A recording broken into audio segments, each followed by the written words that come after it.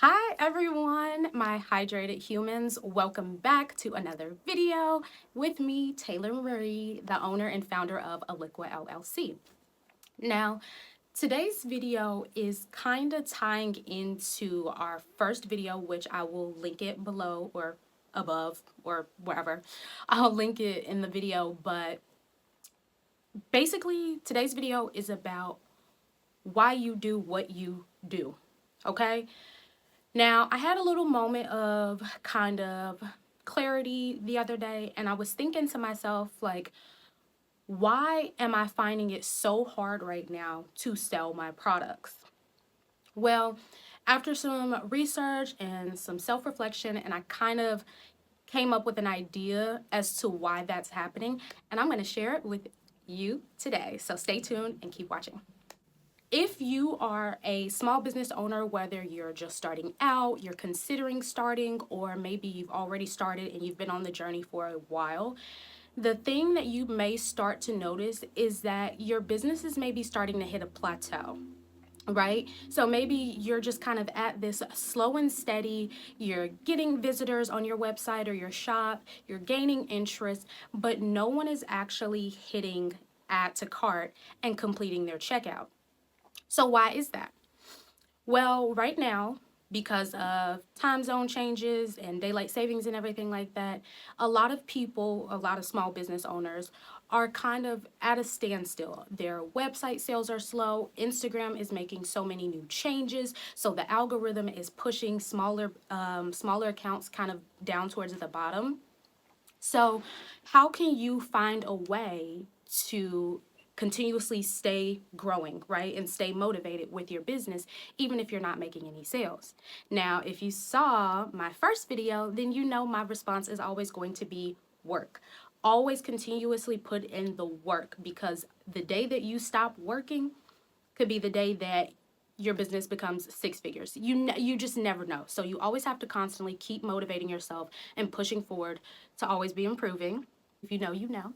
But always be improving is our motto and our strategy behind Eliqua. So that's kind of step number one. Just always keep putting in the work. Don't stop. Just keep pushing and keep growing.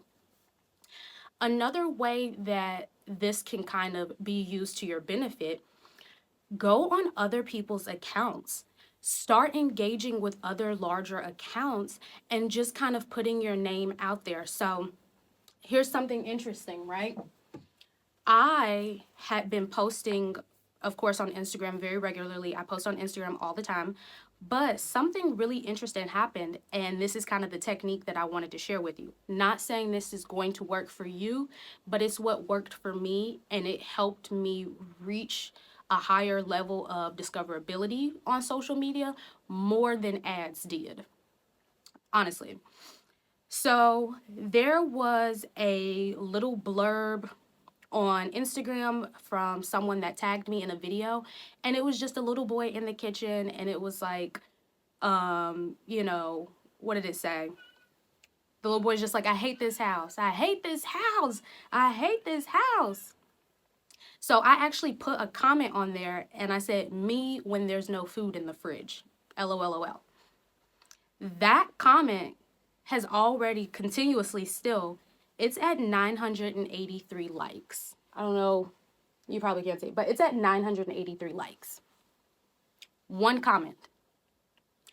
And I gained a lot of followers that came to my account, that came and watched my reels, that came and watched my videos and my content and liked everything from that one comment. Then I posted on another video, and it was just a small business owner that was showcasing some of her products. So really important to always engage with other small business owners.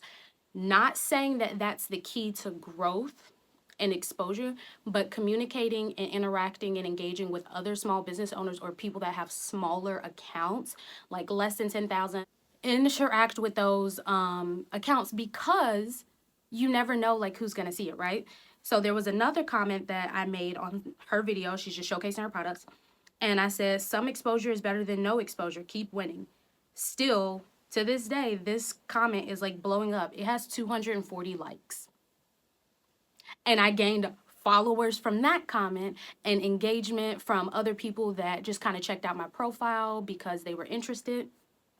So that's a really good strategy to use as well, because when you put comments on other, other pages, other social media accounts, it lets them know that, wow, someone really took the time to sit here, watch my content from start to finish, and really had an interest in what I was trying to say or displaying, and they left a non-generic comment. That means like, oh, this person is dedicated.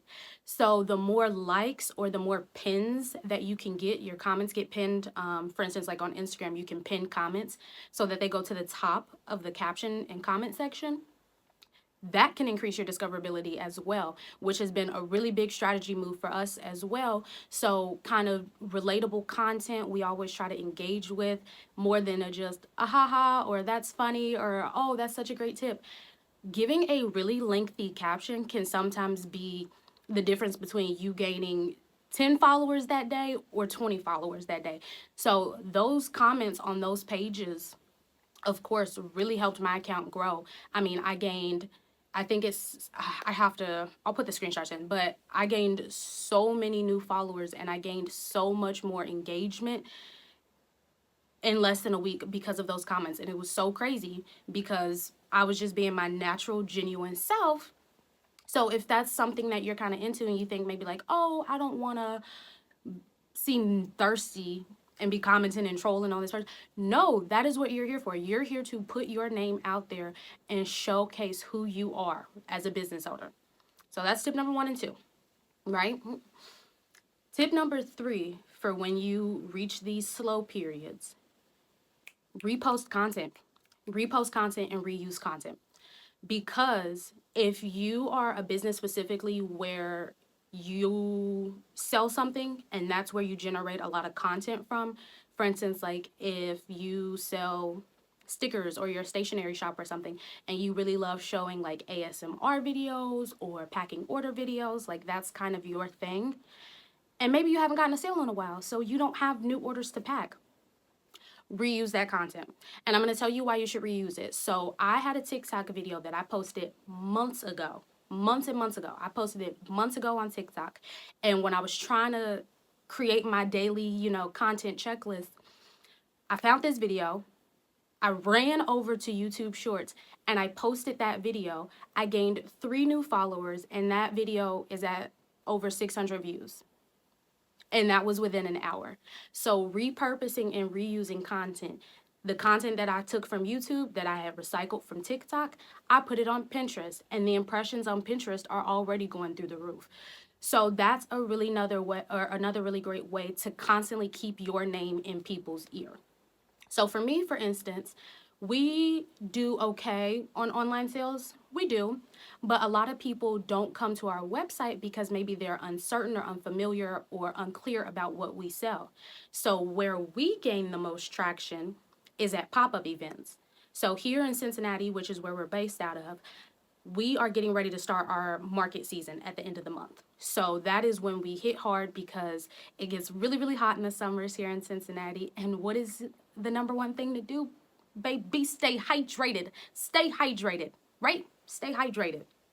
So we sell out at these venues and these markets and things like that because people are out walking, they're outdoors, and they're like, oh, I need something refreshing. We got you. We got you covered. Come see me. Come see me on the summer. So it's a really great way to repurpose content so that your name is always staying out there. For us, like I said, online sales, online traffic is a little slow right now, but we're waiting for the market season to open up and start. So we are just repurposing content right now. Go through your Instagram feed and scroll through all of those old posts. If you know how to go to your insights, check your insights, right? For top performing content, top performing reels. We just made a bunch of reels the other day for trending sounds. Hop on those trending sounds, I'm telling you, because when you hop on the trending sounds, the sooner the better. So if you get on a trending sound on an Instagram reel and that reel sound is at 14,000, guess what? Your name is going to start to go to the top of the list because the more people that are using it, you've been using it longer. So it's going to put the most top performers. Does that make sense? Does that make sense? So the sooner you use it, later on down the road, when it becomes really, really popular, is when your reel is going to get pushed to the top. I hope that makes sense. If that doesn't make sense, leave a comment down below and I'll clarify some more. But repurposing content, I'm telling you, it is the best strategy. Even social media managers right now are really stressing the importance of repurposing content. If I post something once and it gets 6 likes, it is sitting in the graveyard of social media posts with those 6 likes. And it probably was an awesome post. But at the time, maybe I only had 100 followers. So that's why it only got 6 likes. If I repurpose it with the follower count that I have now, it could get even more likes. It could get even more visibility. So go through your feed, go through your backlog. I know you all have a drafts folder on Instagram and TikTok of all of those reels and shorts and things like that that you never posted. Go through those because they're going to be really helpful when the time comes. So don't think of this as a down period. Don't get discouraged. Don't think that, oh, well, no one is interested in my products. No, they are, but you have to show them that they're interested in your products. You need to tell them why you need your products. I feel like, especially in this day and age, oh Lord, I feel like in this day and age, you as a business owner, or we as business owners, you really have to hold people's hand. I hate that I have to explain what fruit infused water is, but sadly, I do. I have to hold their hands and tell people exactly what I need them to do. If you are like a business owner, but maybe you have a background in business or things like that, I have a background in marketing, you know the strategy of sales funnels. You have to hold people's hand along the way in order to get them to do what you want them to do or buy what you want them to buy, which is your product. So take those tips into consideration because I guarantee you, you are in for the ride of your life this summer, especially now that you're hanging out with us. We're going to give you all the great tips and show you how to stay motivated and inspired and keep growing your business because, like I said, we are on this journey together. And I'm not quitting. You quitting? I'm not quitting. I love what I do. I don't want to quit, and I don't want you to quit. So don't you ever think that because you're not making sales and no one is buying your business models and content and things like that, you're still doing something amazing. You are amazing. And who would want to be anything else but amazing, right? Other than rich. Or, we're not going to go there.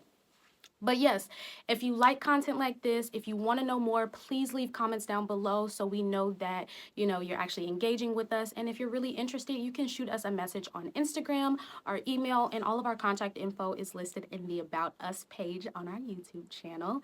But other than that, my lovelies, have a great day. Stay healthy, make waves, and hydrate.